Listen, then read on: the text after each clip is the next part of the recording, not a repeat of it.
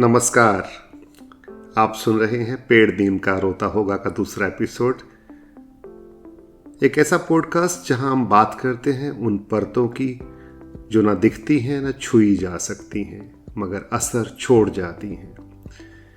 और मैं हूं आपका डॉक्टर गुरविंदर बांगा, एक त्वचा रोग विशेषज्ञ और एक शायर, और मिलता हूं आपसे मैं हर बुधवार को। मेरा एक शेर है, सवाल आते नहीं जवाब आते हैं, सभी को लाखों करोड़ों हिसाब आते हैं। सवाल आते नहीं जवाब आते हैं, सभी को लाखों करोड़ों हिसाब आते हैं। बहुत से लोगों की नींदें भी गुम, बहुत से लोगों को रोटी के ख्वाब आते हैं। क्या आपने भी कभी महसूस किया कि आपके मन में कोई परेशानी हो, दिल उदास हो तो चेहरे की चमक भी कम हो जाती है? या किसी तकलीफ, किसी गम के बाद बाल ज़्यादा झड़ने लगे हों? या किसी एंजाइटी, किसी स्ट्रेस के बाद स्किन पर खुजली या रैशेस हो गए हों? जैसे कुछ लोग खुश होते ही एंग्शियस हो जाते हैं, या कोई परफ्यूम, कोई पुरानी मेमोरी, कोई आवाज़, कोई याद उन्हें अंदर से बेचैन कर देती है। इसे हम कहते हैं साइकोडर्मेटोलॉजी, यानी मन और त्वचा का सीधा रिश्ता। एंजाइटी और स्ट्रेस में स्किन की न जाने कितनी ही बीमारियां बहुत ज़्यादा बढ़ जाती हैं। मेरा एक और शेर देखिए कि खुशी आते ही करता है इशारा, गम को वो एकदम। खुशी आते ही करता है इशारा, गम को वो एकदम। कोई शातिर सा एक मुखबिर मेरे भीतर ही रहता है, मेरे भीतर ही रहता है। अक्सर जो तकलीफ चेहरे पर दिखती है उसकी शुरुआत दिलो दिमाग से ही होती है। स्किन शरीर का सबसे बड़ा अंग है और बाहर की चीज़ों से फर्स्ट पॉइंट ऑफ कांटेक्ट समझ लीजिए। ये हमारी भीतर की दुनिया और बाहर की दुनिया के बीच एक बैरिकेड का काम करता है। इसीलिए तो इसे एक्सप्रेशन का अंग भी कहते हैं। तभी तो देखिए ना, किसी चीज़ के संपर्क में आने से खुजली भी हो जाती है, और कुछ नोटीपना, कुछ शर्मिंदगी सा वाला कुछ हो जाए, कोई हल्की सी चोरी पकड़ी जाए तो ब्लशिंग भी हो जाती है। ऐसी बहुत सी स्किन डिसीजेज हैं जो स्ट्रेस एंजाइटी से और ज़्यादा खराब होती हैं। जैसे एक्ने है, एलोपेशियाज हैं, बहुत से एक्जीमाज भी हैं, अर्टिकेरियाज हैं, सोराइसिस है, विटिलिगो है। शादी से पहले अचानक पिगमेंटेशन, एक्ने हो जाना या हेयर फॉल बढ़ जाना। तो ये इमोशनल ट्रिगर्स और जो स्किन का बिहेवियर होता है, ये मनोत्वचा विज्ञान, साइकोडर्मेटोलॉजी, त्वचा और मानसिक स्वास्थ्य के बीच के इसी संबंध का अध्ययन है। ये एक ऐसा क्षेत्र है जो त्वचा रोगों के मनोवैज्ञानिक और सामाजिक पहलुओं को समझकर उनका इलाज करता है। जैसे गट ब्रेन एक्सिस होता है ना, कि पेट खराब हो तो बहुत सी दिक्कतें होती हैं, ऐसे ही ब्रेन स्किन एक्सिस भी होता है। इसमें स्किन सिग्नल्स लेती है जिसमें कोर्टिसोल और इन्फ्लेमेटरी साइटोकाइंस की बहुत बड़ी भूमिका होती है। मेरे पास एक प्यारी सी बच्ची आती थी ट्रीटमेंट लेने के लिए। हाई स्कूल के किसी क्लास में पढ़ती थी वो। एक्ने का अच्छा भला ट्रीटमेंट चल रहा था, रेस्पॉन्स अच्छा था, पर अचानक उसके एक्ने के फ्लेयर्स आ जाते। वो एकदम से एक्ने बहुत बढ़ जाते जिनका कोई स्पष्ट कारण हमें नहीं समझ आ रहा था। ना तो कोई हार्मोन्स की दिक्कत थी, ना वो दवा में कोताही बरतती थी। फिर जब लंबी बातचीत की तो पता चला कि एग्ज़ाम के स्ट्रेस से उसको फ्लेयर होते थे। उन दिनों में अचानक उसके एक्ने बढ़ते थे और वो स्ट्रेस में उनको नोचती रहती थी। एक्ने एक्सकोरे हो जाता था उसको। ऐसे ही ऑफिस प्रेजेंटेशन से पहले लोगों का अचानक चेहरे का लाल हो जाना, बहुत पसीना आना, शादी या एंगेजमेंट से पहले हेयर फॉल, एक्ने या पिगमेंटेशन बढ़ जाना, ऐसे बहुत से किस्से हैं मेरे पास जो ये बताते हैं कि स्ट्रेस में, चिंता में हमारी स्किन भी उतनी ही चिंतित होती है, उतनी ही परेशान होती है। तो आप बताइए, क्या आपकी स्किन भी आपके मन की बात करती है? मुझे कमेंट्स में लिखिएगा। कभी आप बेचैन होते हैं तो अचानक बदन में खुजली आती है, या कभी आप भी बार बार स्किन को छूकर या आईने के सामने जाकर चिंताग्रस्त होते हैं कि सब ठीक नहीं चल रहा। तनाव और चिंता त्वचा की समस्याओं जैसे कि मुहासे, एक्जिमा, सोराइसिस को बढ़ा सकते हैं। और कुछ लोग में इसका उल्टा, यानी त्वचा की स्थिति को अनुभव करके मानसिक स्वास्थ्य समस्याओं जैसे कि अवसाद और चिंता का कारण भी बन सकता है, जिन्हें हम साइकोसोमैटिक एलर्जीज और इमोशनल ट्रिगर से जोड़ते हैं। जब रूटीन थकने लगे और सोच पीछा ना छोड़े तो हर सुबह बोझ लगती है।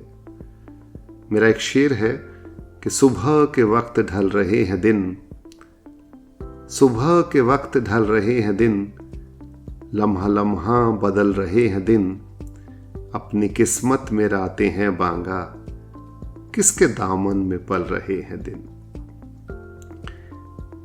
साइकोडर्मेटोलॉजी में त्वचा विशेषज्ञ और मानसिक स्वास्थ्य पेशेवर मिलकर काम करते हैं ताकि त्वचा की समस्याओं के पीछे के मनोवैज्ञानिक कारकों को समझा जा सके और उनका इलाज किया जा सके।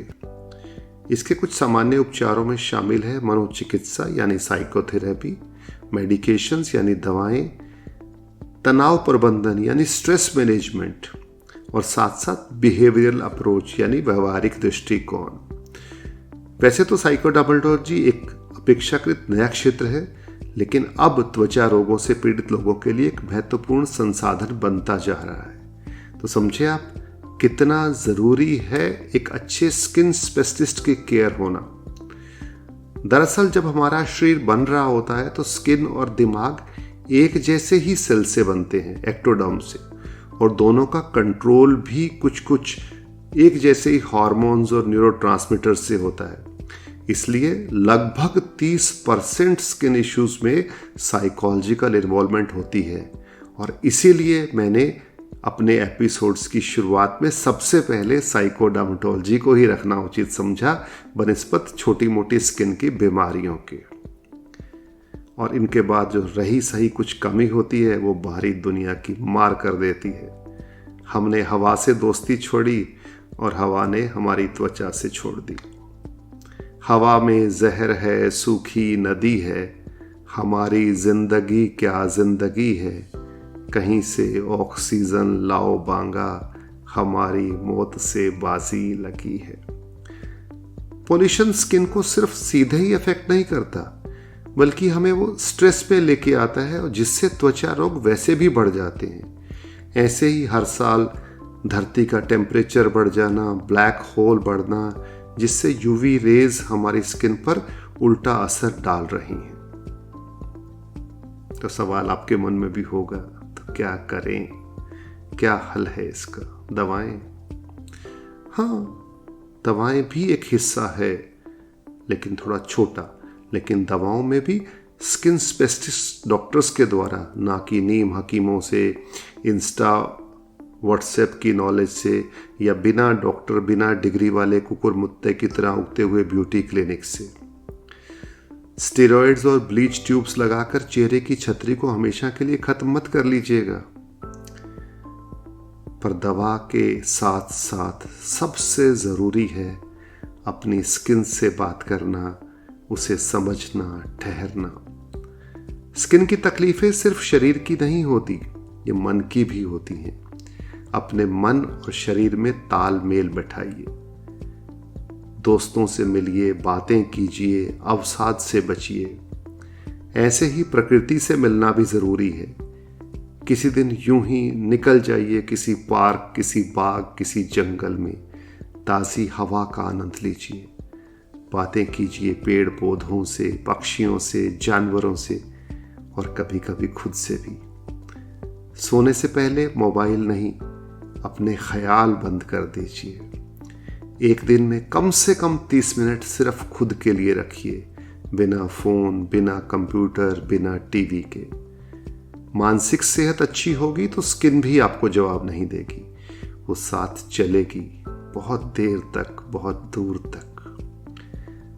बहुत बार मरीज कहते हैं मुझे, डॉक्टर साहब सब ठीक है, फिर भी चेहरे पर अजीब सी थकान क्यों है? और मैं सोचता हूं कहीं ऐसा तो नहीं कि यह थकान सिर्फ नींद की कमी नहीं बल्कि रिश्तों के बोझ की झलक हो।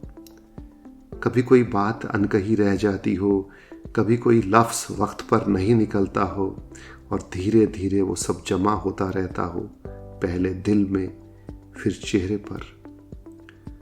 थकावट सिर्फ नींद से नहीं जाती, तनाव सिर्फ मन को नहीं खाता। ये जब चेहरे पर उतरता है तो चेहरे की नमी और ताजगी को भी खा जाता है।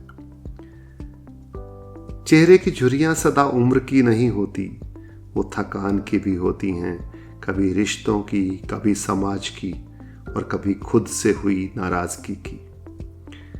अगली बार जब आप आईने में कोई लकीर देखें तो रुकिएगा जरा, शायद वो सिर्फ उम्र की नहीं किसी दबी हुई बात की गवाही दे रहा हो। तो अगले एपिसोड में बात करेंगे चेहरे की झुर्रियों की, असली झुर्रियों की। हाँ, उन्हीं स्किन वाली रिंकल्स की, कब आती हैं, क्यों आती हैं और क्या कर सकते हैं हम होने के बाद, होने से पहले। बात करेंगे दवाइयों की, घरेलू उपायों की और बहुत से और एंटी एजिंग तरीकों की।